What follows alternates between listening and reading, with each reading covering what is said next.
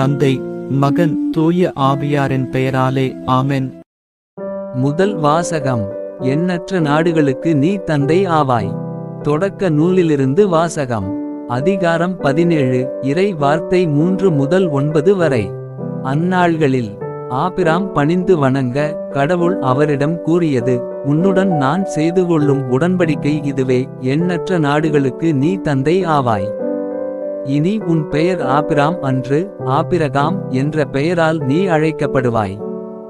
ஏனெனில் எண்ணற்ற நாடுகளுக்கு உன்னை நான் மூதாதையாக்குகிறேன். மிக பெருமளவில் உன்னை பலுகச் செய்வேன். உன்னிடமிருந்து நாடுகளை உண்டாக்குவேன்.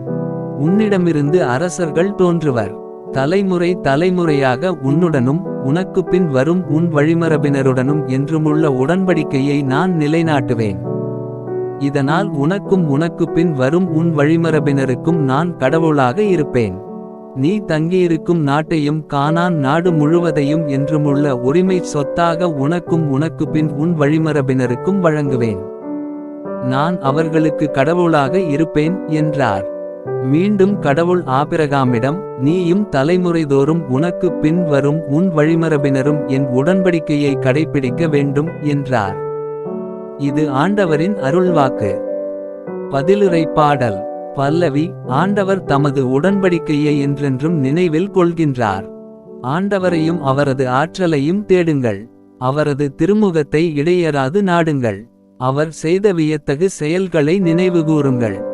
அவர்தம் அருஞ்செயல்களையும் அவரது வாய் மொழிந்த நீதி தீர்ப்புகளையும் நினைவில் கொள்ளுங்கள். பல்லவி. ஆண்டவர் தமது உடன்படிக்கையை என்றென்றும் நினைவில் கொள்கின்றார். அவரின் ஊழியராம் ஆபிரகாமின் வழிமரபே, அவர் தேர்ந்து கொண்ட யாக்கோபின் பிள்ளைகளே, அவரே நம் கடவுளாகிய ஆண்டவர்.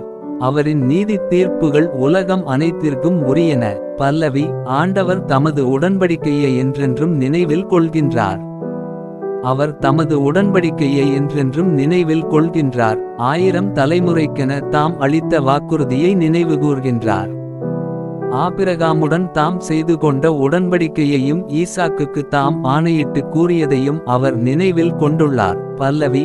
ஆண்டவர் தமது உடன்படிக்கையை என்றென்றும் நினைவில் கொள்கின்றார். நற்செய்திக்கு முன் வசனம். உங்கள் இதயத்தை கடினப்படுத்திக் கொள்ளாதீர்கள்.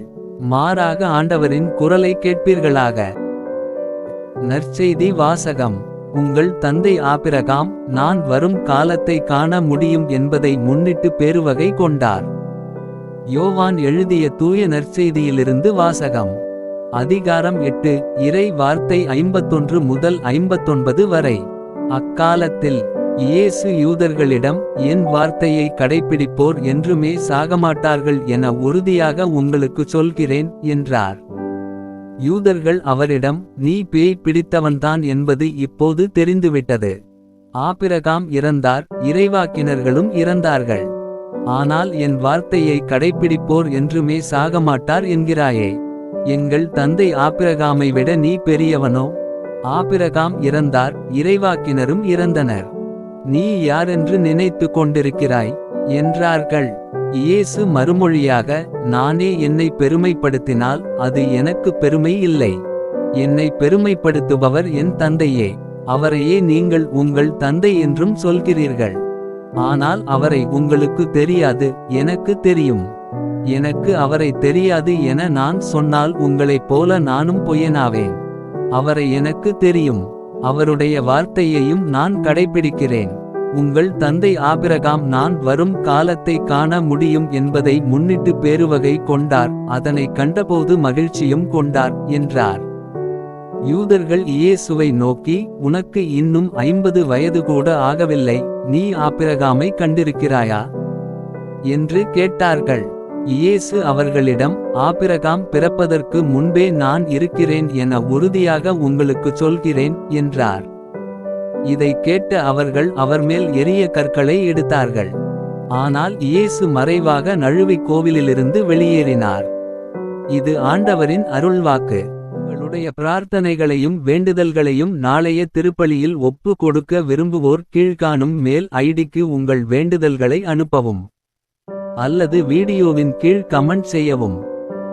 பிதா சுதன் பரிசுத்த ஆவியின் பெயராலே ஆமென். தின பிரார்த்தனைகளுக்காக லைக், சப்ஸ்கிரைப் மற்றும் பெல் ஐகானை கிளிக் செய்யவும்.